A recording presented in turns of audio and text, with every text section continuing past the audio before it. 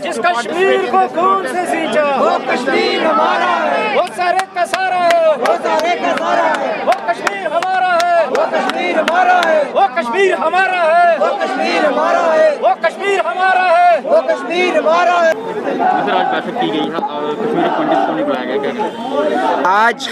आज कश्मीरी पंडित को बहुत दुख इस बात से पहुंचा कि आज दोबारा आपने वही पुराना तरीका अपनाया कि आज की बैठक जो रियासत जम्मू कश्मीर के फ्यूचर की बात करेगा उसमें 5 लाख कश्मीरी पंडित को एक भी पर्सन वहां पर हमारा रिप्रेजेंटेटिव नहीं है जो हमारी त्रासदी और 32 साल की अपरूटेड कम्युनिटी को वहां रिप्रेजेंट करेगा।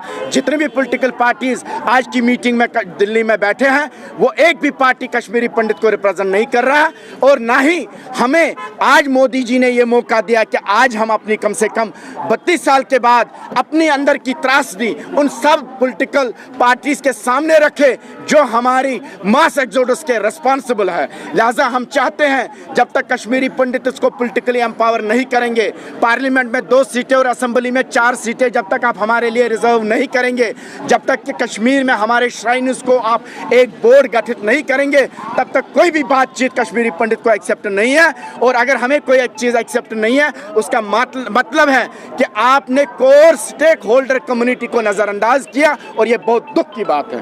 सर कश्मीर में आप उनसे ये पूछिए क्या अभी तक आपने एक परिवार को कश्मीर वैली वापस लिया 32 साल में? हम आपसे क्या तवक्का रखेंगे? कौन सा काम आपने कश्मीरी पंडितों का 32 साल में किया? हम तब भी डिस्प्लेस्ड थे, हम तब भी रिफ्यूजीज हैं और आज भी हम रिफ्यूजी हैं। हम क्या एक्सपेक्ट करेंगे आप लोगों से? आपने वही चीज़ें की।